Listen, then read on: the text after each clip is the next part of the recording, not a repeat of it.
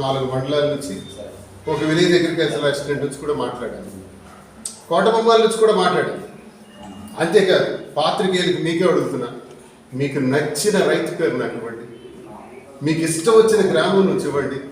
ఒకవేళ నాకు తెలిసిన రైతులతో మాట్లాడని అనుమానం రావచ్చు, మీకు నచ్చిన రైతు, మీకు నచ్చిన కావలసిన ప్రాంతం నుంచి నాకు అడగండి.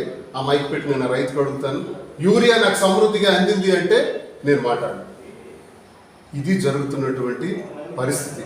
అంటే నిన్న క్యూ కట్టినటువంటి జనాలు యూరియా కోసం గతి లేక రోడ్లెక్కి తిరుగు వస్తున్నారని రుజువైంది.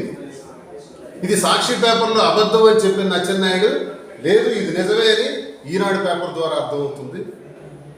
మరి విలేజ్ అగ్రికల్చర్ అసిస్టెంట్ అందరూ మేము పని చేయలేము, మాకు సరిగ్గా యూరియా అందుబాటులోకి ఇవ్వటం లేదు, ఆ వచ్చిన యూరియాని తెలుగుదేశం కార్యకర్తలే పంచుకుంటున్నారని చెప్పి మరో రైతాన్ని ఇప్పుడు చెప్పిన మాట కూడా అర్థమైంది. ఇప్పుడు ఏం చెప్తాడు మంత్రి అచ్చెన్నాయుడు?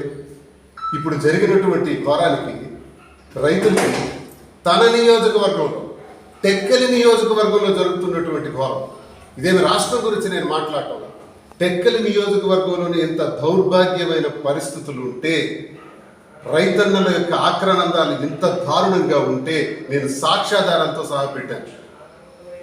ఇది చాలా ఘోరమైనటువంటి పరిస్థితి. దీన్ని మేము తీవ్రంగా ఖండిస్తున్నాం. మీరు ఇప్పుడు ఎరువు తెచ్చిన, యూరియా ఇచ్చిన, ఇప్పటికే నాకు తెలిసి 2 నుంచి 3 సార్లు వేయాల్సి ఉంది పంటకి. 3వ యూరియా ఇప్పుడు 3వ విడతగా వేయాల్సిన అవసరం ఉంది. గత 2 విడతలు వేయలేకపోయారు. 3వ విడతకు మొదటి విడత వస్తే అది ఎందుకు వేయాలి? యూరియా అది అవసరం, ఉపయోగపడుతుందా? అది అవసరమా? ఇప్పుడు ఏం చేయాలని ఆఖరికి వచ్చిన యూరియాని కూడా కార్యకర్తలే దోపిడీ చేసుకుంటున్నారు కదా.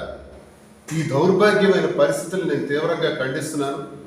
ఇదే జరిగితే రైతులందరి పక్షాన కూడా గట్టిగా ఉద్యమం చేయాల్సి వస్తుంది. మరి ఇక్కడ కూడా ఎవరు అడిగిన వాళ్ళు లేరు.